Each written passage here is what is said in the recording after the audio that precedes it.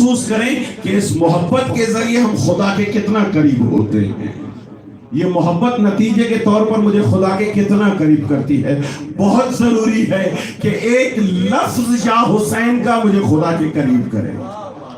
بہت ضروری ہے کہ ایک ہاتھ جو سینے پر لگ رہا ہے یہ مجھے خدا سے قریب تر کرے. بہت ہر وہ قدم جو جلوس میں اٹھتا ہے ہر قدم مجھے دنیاوی مسافتیں طے نہ کرائے بلکہ توحید میں داخل کر رہی ہے. ہر قدم مجھے خدا کے نزدیک کرے. ایک صلوات پڑھ دیجئے آل محمد کی ذات.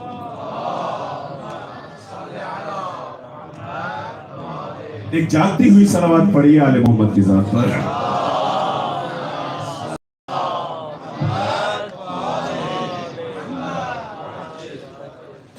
یہ وہ چیز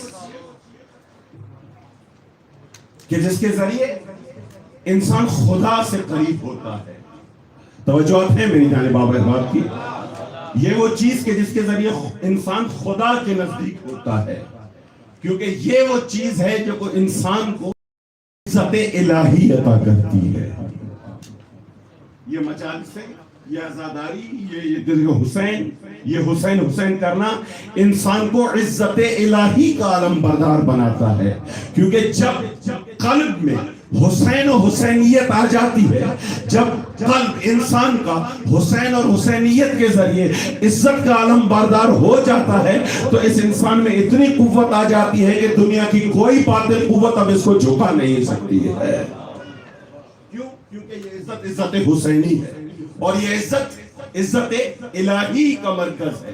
کل جہاں پر سلسلہ ختم کیا تھا وہیں سے شروع کرتے ہوئے چند قدم آگے چلتے ہیں. اگر آپ کا ساتھ میرے ساتھ ہے تو اگر جاگ رہے ہیں تو ایک جاگتی ہوئی صلوات پڑھ دیجئے آل محمد کی ذات پر.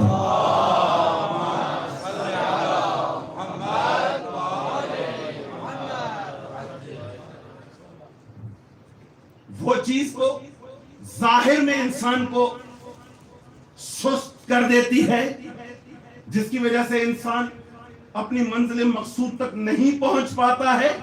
ان میں سے ایک ہے موت کا خوف. ہے میرے ساتھ آپ احباب جہاں پر کل سلسلہ کلام ختم کیا تھا ان میں سے ایک ہے موت کا خوف. یہ موت کا خوف ایسا ہے کہ جو انسان کو ہدف تک نہیں پہنچنے دیتا. کبھی کبھی ایسے ہوتا ہے کہ اگر کہیں سے تہدید اگر کہیں سے تخفیف آ گئی تو جو کرنا چاہے وہ نہیں کرتا ہے کہ اگر میں نے یہ کیا تو میں مر جاؤں گا, میری حیات ختم ہو جائے گی. لیکن جو کربلا اور کربلا کے راہی ہیں ان کو حسین نے وہ قوت عطا کی ہے کہ اگر راہ میں موت آ بھی جائے تو تب سے حسین سے درس لینے والے یہ کہتے ہیں اگر میری منزل مقصود کی رکاوٹ یہ موت ہے تو میں اپنی حیات کو قربان کر دوں گا, موت کو خرید کر لوں گا. یہ ہے درس حسینی. اور اسی درس حسینی کو میرے مولا حسین نے ان 2 جملوں میں بیان کیا تھا کہ جو میں آپ کی بارگاہ میں عرض کر رہا ہوں. اتخوفنی بالموت, یہ لفظ اتخوفنی بالموت اس کی تاریخ جا کر آپ دیکھیے, تاریخ جا کر دیکھیے. ایسے ایسے مقام پر آیا ہے یہ لفظ کہ اگر قلب میں آل محمد کی محبت نہ ہو تو زبان میں جرأت ہی نہیں ہے کہ یہ جملہ ادا ہو سکے.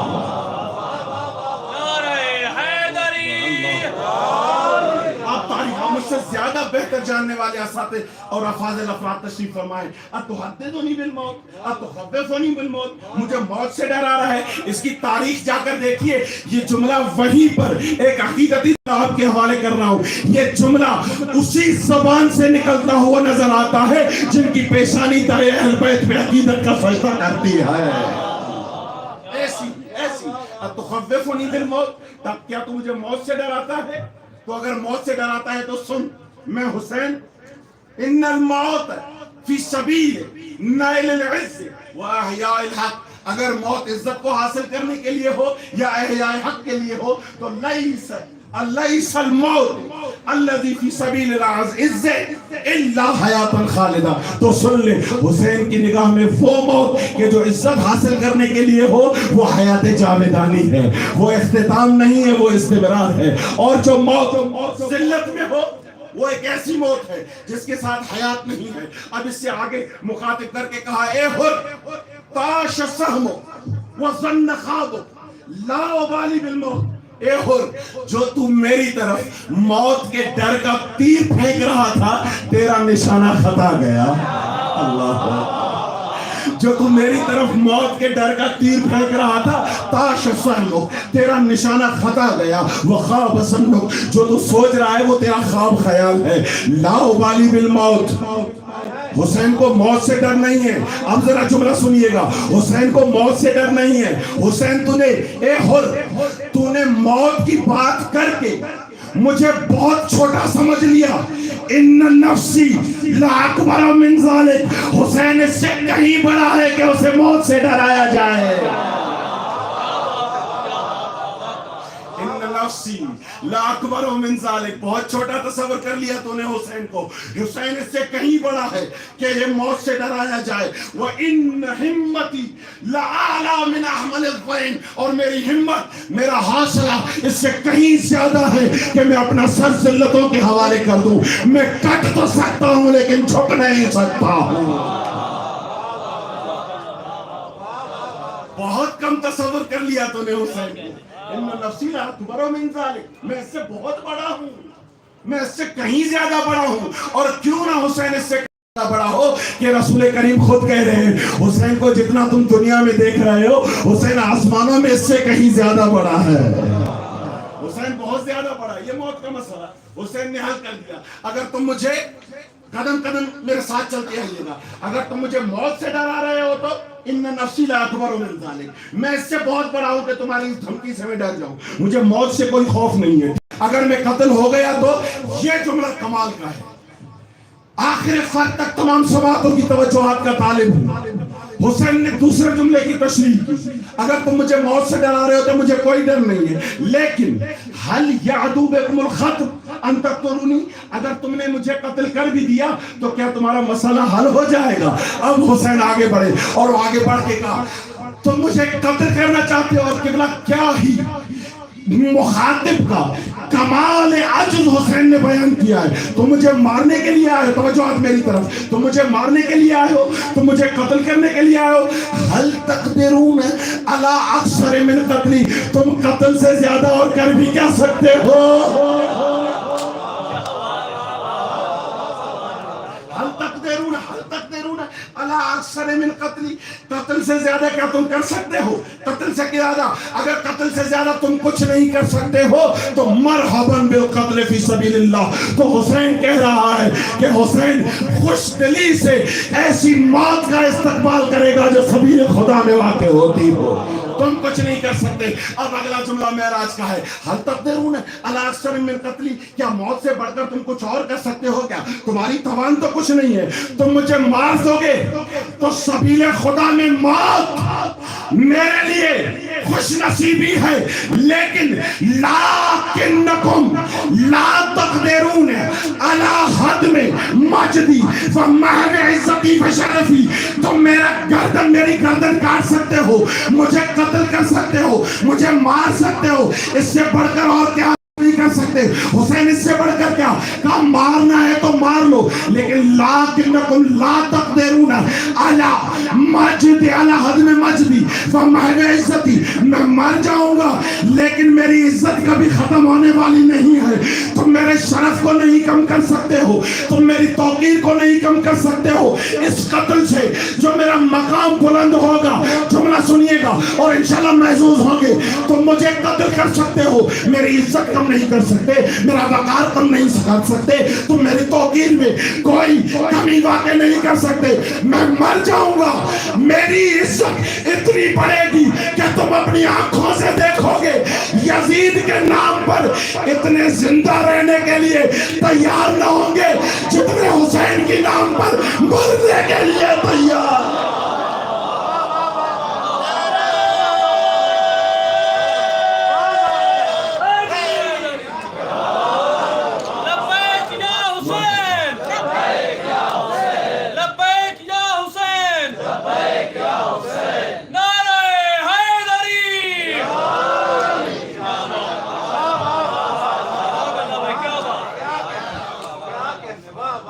تقدرون علی اکثر من قتلی مجھے قتل کرنے کے علاوہ تم اور کیا کر سکتے ہو. مار دو گے مار دیں گے تو پھر لا تقدرون علی حدم مجدی तुम मुझे मार सकते हो, मेरी इज्जत कम नहीं कर सकते हो। वो महव इज्जती व शरफी, में मर जाऊंगा लेकिन मेरी इज्जत कम नहीं होगी। और आज दुनिया ने ये देख लिया है कि वाकई यजीद का नाम लेने के लिए भी कोई तैयार नहीं है। जीना तो और की बात है, और ऐसे हजारों नजर आते हैं जो इनके लिए मरने पर तैयार हैं। एक सलावत पढ़ दीजिए आले मोहम्मद की जात पर।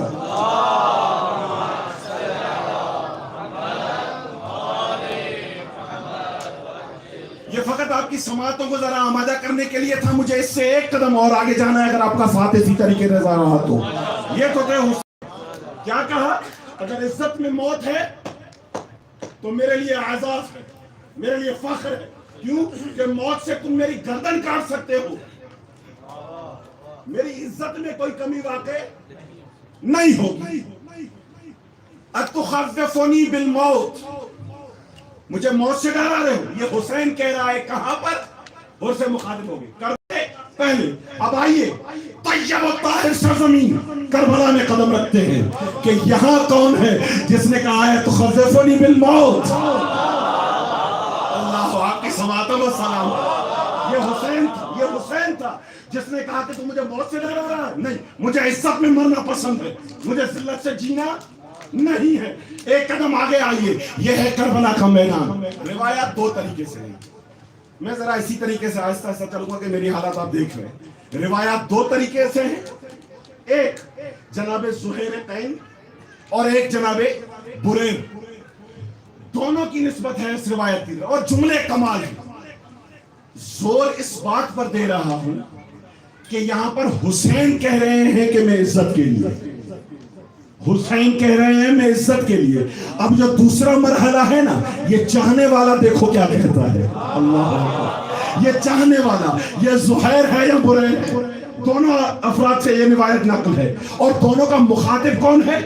शिमर मलऊन। बात कब की है? शबे आशूर की।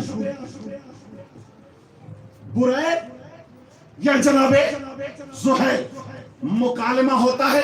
और किबला ऐसी मेराज की तशबीह दी है ना मेरे मौला हुसैन ने कि वाक़ई करबला की हक्कानियत को बयान कर दिया है। वाक़ई शिमर आ रहा है जब एक रात की मोहलत मांगी गई। आप हैं ना मेरे साथ? बिलखसूस जो पीछे अहबाब तशरीफ फरमाए, मुझे नहीं पता कि मेरी आवाज वहां तक पहुंचती भी नहीं, क्योंकि अहबाब ने कहा है शायद ये आगे वाले ही खोलते, पीछे वाले लाउड स्पीकर बंद होते। अगर आप मेरे साथ हैं तो जरा जोर से नारा हैदरी का एक नारा लगाइए।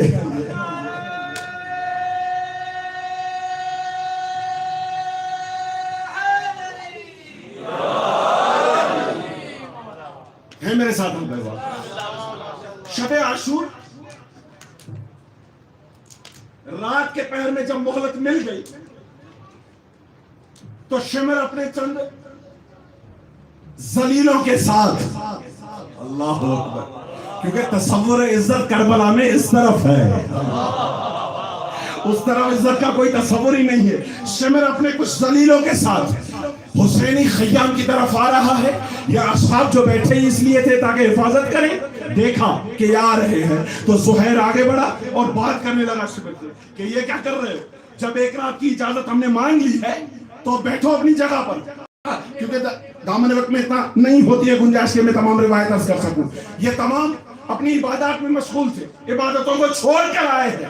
और रिवायात में अल्लाह अकबर, अल्लाह अकबर, अल्लाह अकबर, रिवायत में जो ये लफ्ज बरमना लिखा हुआ है कि जैसे ही इनके आने की आवाज सुनी, इन्होंने इबादत को तर्क कर दिया, अपने सजदों को छोड़ अपनी इबादत को छोड़कर उस तरफ आए जहां से ये मलऊन आ रहे थे। अब मैं ये कहूं कि इनके ज़हन में भी है ये इबादतें हैं, लेकिन इससे ज्यादा जरूरी हुसैन की हिफाजत है। क्या वजह है? क्या ये इबादत इसीलिए तो है क्योंकि हमारे दरमियान में हुसैन है। अल्लाह अकबर। ये छोड़ा, चलो पहले हुसैन की हिफाजत। बातचीत हुई,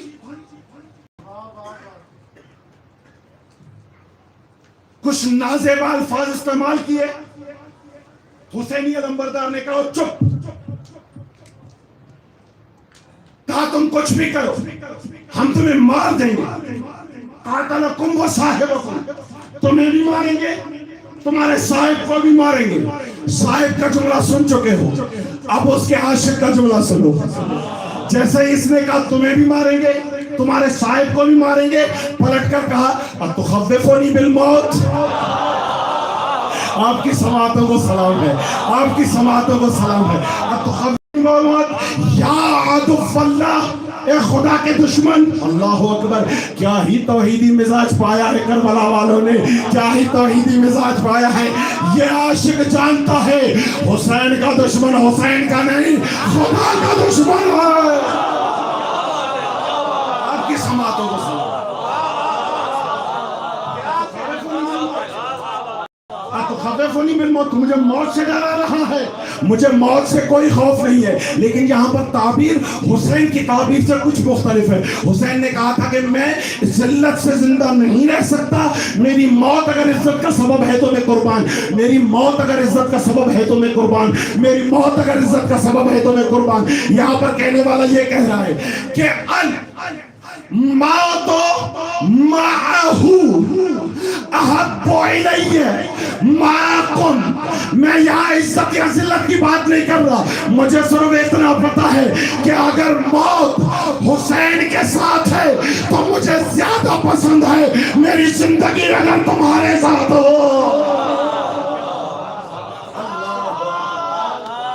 الموت معہ احب الی من.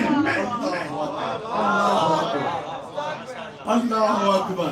الموت معه احب الی مع الخلد معکم. اگر تم مجھے موت سے ڈرا رہا ہے تو یاد کر حسین کے ساتھ مجھے مرنا پسند ہے, لیکن تمہارے ساتھ مجھے جینا پسند نہیں ہے. مجھے زیادہ محبوب اے زہیر, تو بھی کہہ دے کہ میں عزت کے لیے مرنا چاہتا ہوں, تو بھی کہتے کہ میں ذلت کے بنا مرنا چاہتا ہوں. یہ کہ حسین کا نام کیوں لے رہا ہے؟ کہا بات ایک ہی ہے, چاہے حسین کا نام لو چاہے عزت کا نام لو, نتیجہ دونوں کا ایک ہی ہے. ایک صلوات پڑھ دیجئے آل محمد کی.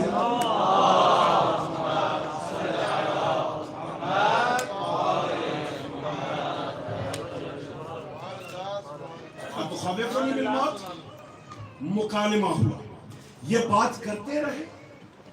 جاء رجل من اصحاب الحسین وقال له, ایک شخص کو میرے مولا حسین نے بھیجا. آخری فرق تک ذرا توجہ میری طرف رکھیے گا. اب یہاں پر کربلائیوں کی تشبیہ کا عجیب معراج بیان ہو رہا ہے. یہ مکالمہ کر رہا تھا اس ملعون کے ساتھ. یہاں عزت ذلت کے ساتھ ہم کلام تھی, اور اس کو اپنی عزت کا معیار اور اس کی ذلت کی پستی دکھا رہی تھی. یا حسین نے اپنا پیٹ بھیجا, مخاطب کر کے کہا اے زہیر کافی ہے, تو نے حق ادا کر دیا, اب تو چپ ہو جا. اب جملہ سنیے گا, اب تو چپ ہو جا, اب مت بول, تو نے جو کہنا تھا وہ تو نے کہہ دیا. لئن کان مومن آل فرعون, آپ کی سماعتوں میں سلام ہے. لئن کان مومن آل فرعون نصح وابلغ فی الدعاء لقد نصحت وبلغت. اللہ اکبر. اے بریر تو چپ ہو جا.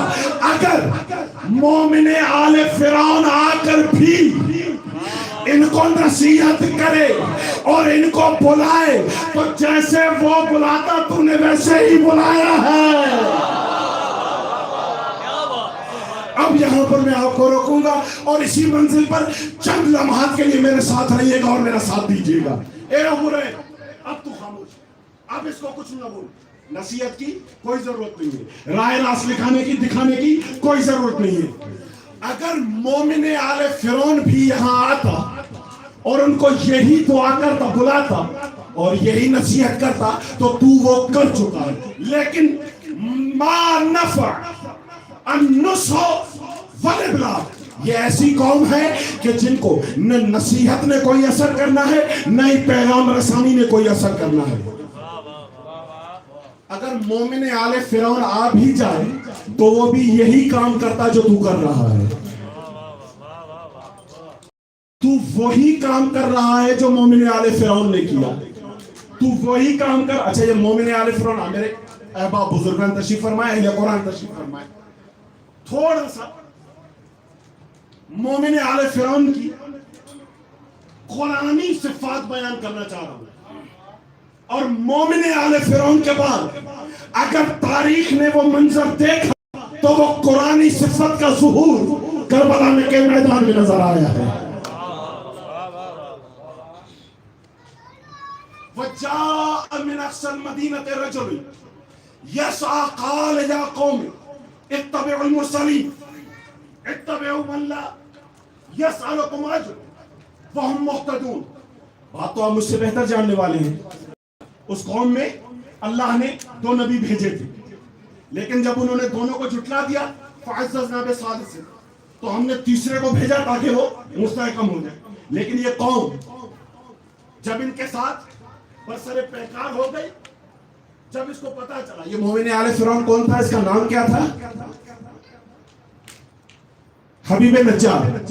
تفاسیر میں جو اس کا نام لکھا گیا حبیب نجار اس کا نام تھا. بس اس لفظ حبیب کو ذہن میں رکھیے گا, حبیب نجار. اس کو پتا چلا یہ مومن آل فرعون تھا.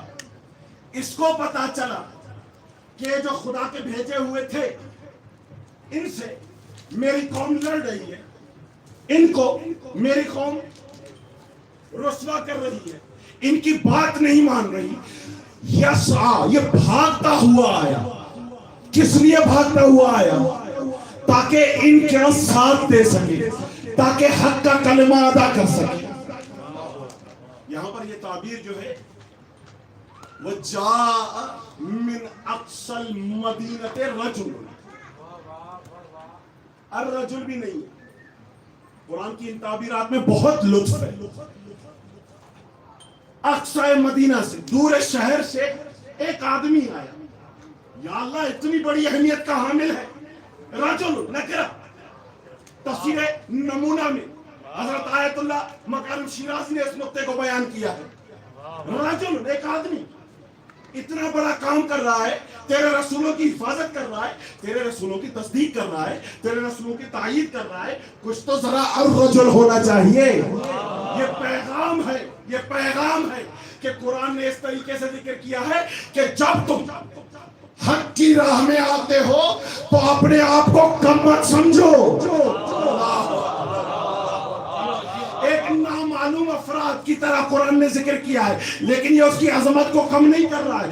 قرآن اس کی عظمت کو بڑھا کر بیان کر رہا ہے کہ ظاہر میں ان جیسا کوئی بڑا بھی نہیں تھا, ظاہر میں ان جیسا کوئی صاحب قدرت بھی نہیں تھا, کوئی صاحب تمکن بھی نہیں تھا, لیکن جب بات حق کی بات آ گئی ایسے ڈٹا جیسے مومن ڈٹتا ہے. رجل کا یہ درس ہے کہ یہ مت سوچو کہ میں تو کچھ نہیں کر سکتا ہوں, میرے پاس تو قوت نہیں ہے, میرے پاس لوگ نہیں ہیں, میں کیا کر سکتا ہوں, میرے کہنے سے کیا ہوگا. قرآن کہہ رہا ہے نہیں, جب حق کی بات آتی ہے تو تو بول, کیونکہ حق کی بات کرنے سے تیرے اندر وہ غلبہ خود خدا پیدا کرے گا. یہ آیا اور آ کر اپنی قوم سے بات کی. بات کرنے کے بعد کہا کہ ان کی بات کیوں, مختصر کرنا چلو, ان کی بات کیوں نہیں مانتے, نہیں مانے. نتیجہ اس کا کیا ہوا, تھک گئے آپ لوگ. نتیجہ کیا نکلا, نتیجہ بہت وحشتناک. اس کی قوم نے اس پر حملہ کر دیا. تفصیلی واقعہ نہیں بیان کر رہا ہوں, اس کی قوم نے اس پر حملہ کر دیا. حق کی حمایت کے لیے آیا, قوم نے حملہ کر دیا, اور حملہ بھی دردناک اذیتناک موت سے اس کو شہید کیا. اور اس کی شہادت کو قرآن نے کچھ اس طریقے سے بیان کیا. اس نے کہا آمنت بربکم فاسمعون, میری بات سنو, میں مومن ہوں, میری بات سنو, میں تمہیں ہدایت کے لیے آیا ہوں. قوم نے اس کو شہید کر لیا, اور بہت ہی اذیتناک اور دردناک موت سے قوم نے اس کو شہید کیا. جیسے ہی یہ جہاں سے گیا موت اس پر واقع ہوئی. قرآن نے اس منظر کی عکاسی کچھ اس طرح کی. اس واقعوں کا ذہن میں رکھیے گا, پھر کربلا والوں کو تولیے گا کہ کس مقام پر ہیں. مومن آل فرعون کو جیسے ہی مارا تو فوراً قرآن نے مخاطب کر کے کہا کی لدخل الجنہ. یہ یہاں سے گیا, موت واقع ہوئی, قرآن نے عکاسی کی کہ یہ جیسے ہی مرا تو اس کو خوشخبری دی گئی، ادخل الجنہ، جنت میں چلا جا، کوئی تمہید نہیں ہے، کوئی حساب و کتاب نہیں ہے، کوئی صراط و میزان نہیں ہے، یہاں موت واقع ہوئی، یہاں موت واقع ہوئی، امر آیا قیل ادخل الجنہ، تو چلا تھا جنت میں، اور سلسلہ یہاں تک رکتا تھوڑی ہے، بلکہ قرآن نے اس امر کے بعد اگلا مرحلہ بھی بیان کیا کہ جیسے ہی اس کو کہا گیا قیل ادخل الجنہ، تو اس نے پلٹ کر کچھ اور بھی کہا، وقال، اس نے کہا کیا، یا لیت قومی، یا لیت قومی یعلمون بما غفر لی ربی وجعلنی من المکرمین، کاش میری قوم جانتی کہ اس شہادت کے بدلے میں خدا نے مجھے بخش بھی کر دیا اور مجھے عزت والا بھی بنا دیا۔ شہادت کے بعد قرآن نے کہا ادخل الجنہ، داخل ہونے کے بعد اس کے قول کی عکاسی بھی کی کہ فقط کہا نہیں ہے بلکہ میں پہنچ بھی گیا ہوں، فقط کہا نہیں ہے بلکہ میں پہنچ بھی گیا ہوں اس مقام پر جہاں پر خدا مجھے لانا چاہتا تھا۔ کہ آپ اس تصور کو ذہن میں رکھیے، جیسے ہی گیا کہا ادخل الجنہ، جنت میں داخل ہو جا، حکم کے بعد خود اس کے قول کی بھی تائید کی کہ اس نے خود کہا کہ کاش میری قوم یہ جان لیتی کہ مجھے خدا نے کیسے نوازا ہے، مجھے خدا نے کیسے بخشا ہے، خدا نے مجھے کیسے، ابھی مرا تھا، ابھی پہنچ گیا، ابھی شہید ہوا تھا، ابھی اس مقام کو پا لیا۔ کہ بلا یہ تصور ذہن میں رکھیے، اور آئیے کربلا کے میدان میں یہ شب عاشور کیا ہو رہا ہے۔ یہاں رکتا ہوں 2 منٹ۔ شہید ہوا، پہنچ گیا، پہنچنے کے بعد بتایا بھی کہ میں پہنچ گیا ہوں اسی مقام پر جس مقام کے لیے خدا نے مجھے چنا تھا۔ وجعلنا من المکرمین، مجھے مکرم بنا دیا خدا نے۔ جنت میں پہنچ بھی گیا، اور جنت میں پہنچنے کے بعد بتا بھی دیا کہ میں پہنچ گیا ہوں۔ کہ بلا اب یہی مقام روز شب عاشور میں نظر آ رہا ہے۔ حسین نے زہیر کو مخاطب کر کے کہا کہ تو نے وہی کام کیا ہے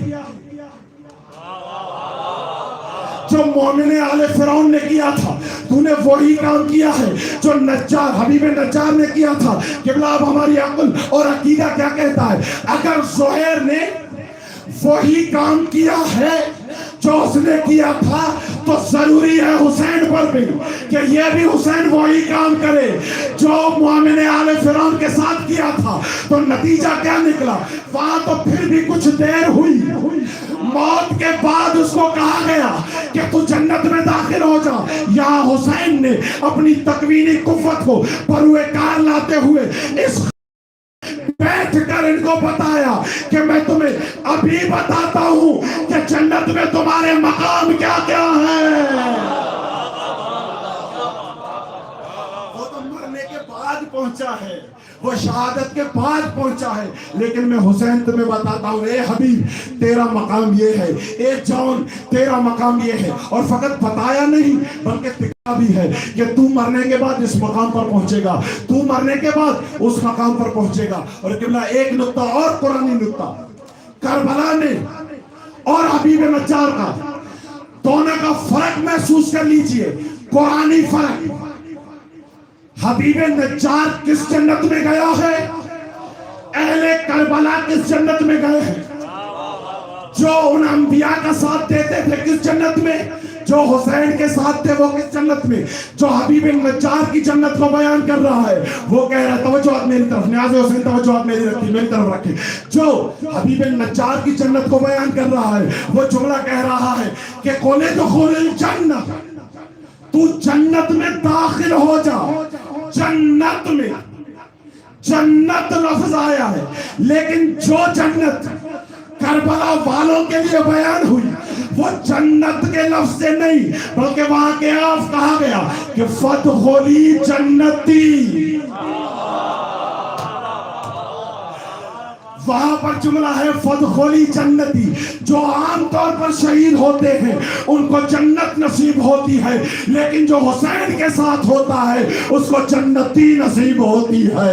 ایک صلوات پڑھ دیجئے آل محمد کی ذات۔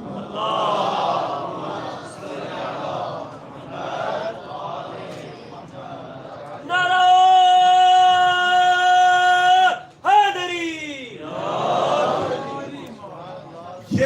ہے اس کا کہ جو حسین کے ساتھ ہے. یہاں پر ہے قیل ادخل الجنہ، اور جو حسین کے ساتھ ہے ان کو مخاطب کر کے کہا فادخلی فی جنتی، آپ ہماری خصوصی جنت میں آ جائیے. کربلا میں بیٹھ کر حسین دکھا رہے ہیں. یہاں شہادت کے بھی منتظر نہیں ہے، کیونکہ جو اس کے ساتھ ہے حسین پہلے ہی کہہ چکے ہیں کہ جو میرے ساتھ ہیں نہ نانا کے ساتھ تھے نہ بابا کے ساتھ. ایسے نہیں ہے تو ضروری ہے کہ مقام بھی کچھ ایسا ہو.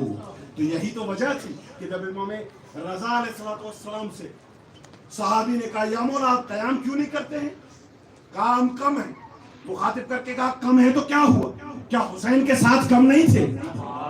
جیسے ہی یہ جملہ سننا تھا امام نے کہا خاموش، کیا یہ تو سب تصور کر رہا ہے کہ جیسے حسین کے ساتھ ہیں ویسے میرے ساتھ ہیں، جیسے حسین کے ساتھی تھے ویسے میرے ساتھی ہیں؟ نہیں. یاد رکھنا تا روز قیامت اب آسمان ایسے افراد دیکھے گا ہی نہیں جو کربلا میں موجود تھے. وہ مقام ہے کربلائی، وہ مقام ہے حسین کے. واقعاً یہ 72 کا عجیب مقام ہے. ان کی مثال ملنا ممکن نہیں. دکھا رہے ہیں، جمع کیا ان کو، مخاطب کر کے کہا کہ تم دیکھ رہے ہو یہ جو آئے ہیں تمہارے لیے نہیں آئے ہیں،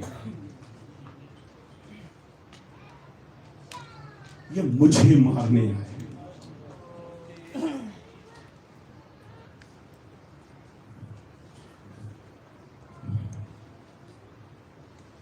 یہ میرے خون کے پیاسے ہیں، یہ مجھے دربدر کرنا چاہتے ہیں، یہ آل رسول کی حرمت کو پامال کرنا چاہتے ہیں. اگر تم میں سے کوئی جانا چاہتا ہے تو چلے جاؤ، اگر تم میں سے کوئی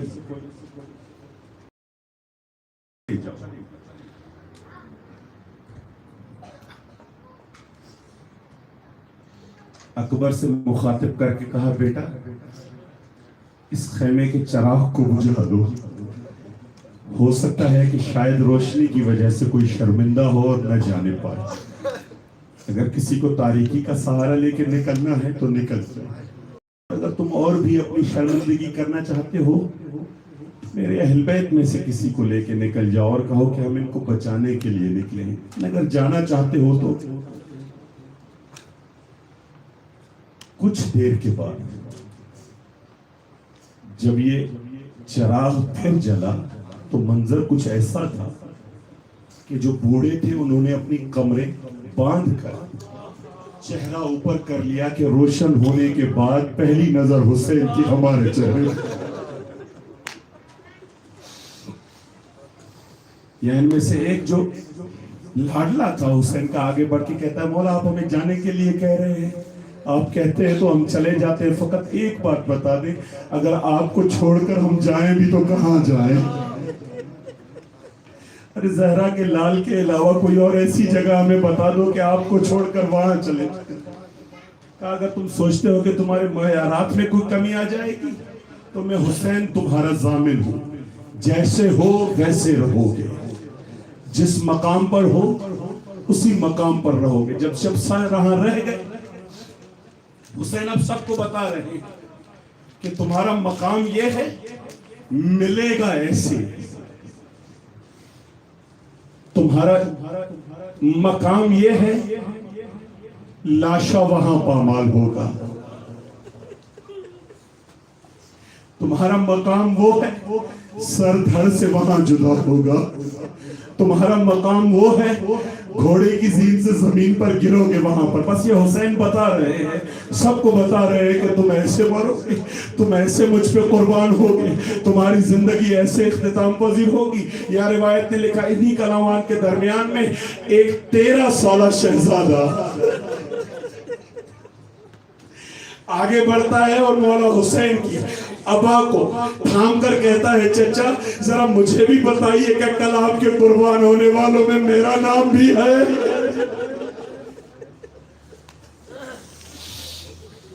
کون ہے؟ کہا یتیم حسن ہے.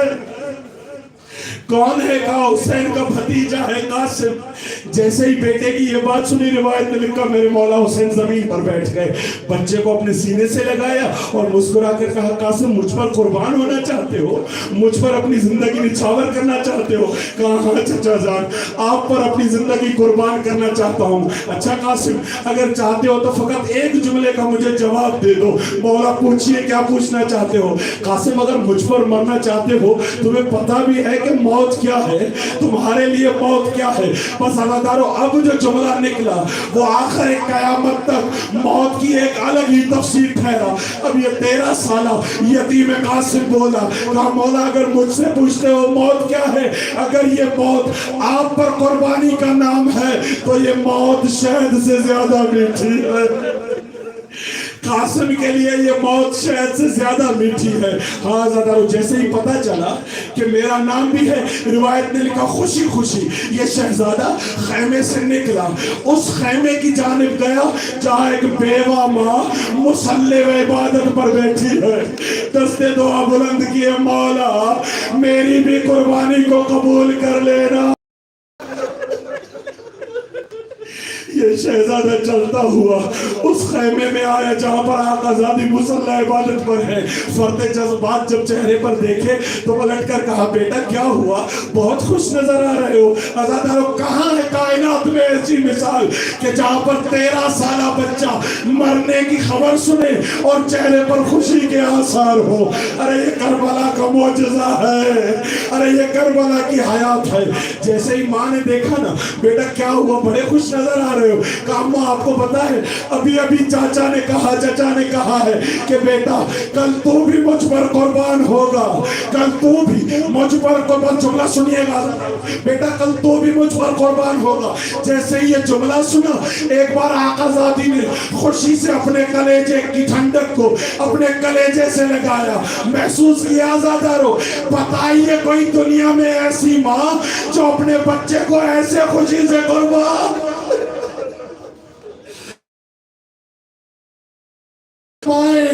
अपनी खुशी को इस तरह कुर्बान करती है। हाँ ज़ादारो, बस इसी खुशी में मुब्तला ये माँ बेटे है और सुबह आशूर हो गई। अब क्या देखता है ये बच्चा मचल मचल के अपने चचा के गिर्द तवाफ करता है। जब कोई सहाबी जाता है ये पलट कर आ जाता है, चचा अब मुझे इजाजत दीजिए मैं भी जाऊं। मौला हुसैन कहते हैं बेटा अभी तुम रुक जाओ। जब मुसलसल ये होता रहा तो कासिम के चेहरे पर हुज़्न के आसार रोनुमा हो गए, आंखों से आंसू जारी हो गए। या एक बार आगे बढ़ के कहा, चचा इतनी देर से इजाजत मांग रहा हूँ, अरे मुझे जाने भी मैं आप पर कुर्बान हो जाऊंगा। ज़ादारो, जुमला सुनिएगा और पुरसा दे दीजिएगा। मौला मुझे इजाजत क्यों नहीं दे रहे हैं? अरे कहा, कासिम कैसे इजाजत मांग रहे हो, कैसे भेज दूं? अरे तू मेरे भाई की निशानी है, अरे तू मेरे हसन की निशानी है। जब भी भाई की याद आती है, तुझे देखता हूँ दिल को ठंडक पहुंचती है। हुसैन ने वहां रुकने को कहा। बस ये जैसे ही सुना, एक बार हुज़्न बढ़ा, आंखों में आंसू रवा हुए और वहां से चलता चलता उसी खैमे में गया जहां पर माँ बैठी थी, जहां पर हसन की बेवा बैठी थी। वहां जाकर हुज़्न और मलाल की सूरत में मेरा शहजादा जमीन पे बैठ दिया। अब जो माँ का ये मंजर दे, माँ ने ये मंजर देखा तो दिल पलट उठा। मुखातिब करके कहा, बेटा ये क्या है, रात तो बड़े खुशी से आए थे, अब ऐसे क्यों बैठे हो? कहा, अम्मा सुबह से इजाजत मांग रहा हूँ, चचा इजाजत नहीं दे रहे। बस अज़ादारो मंजर सुनिएगा, चचा इजाजत नहीं दे रहे हैं। अरे मैं कुर्बान होना चाहता हूँ, अरे मैं ना चाचा पर अपनी जान निछावर करना चाहता हूँ, इजाजत नहीं मिल रही। बस अज़ादारो ये सुनना था। बेटे को लिया, हाथ से पकड़ा, आई उसी दरबार में जहाँ मेरा मौला बैठा था। मौला अगर इजाजत हो तो कुछ अर्ज करूं। कहा क्या कहना है, बताओ क्या कहना। जुमला सुनिएगा ज़ादारो। कहा, मौला ये मेरी कुर्बानी ले लीजिए, कल मैं भी ज़हरा के सामने सुरखरू होना।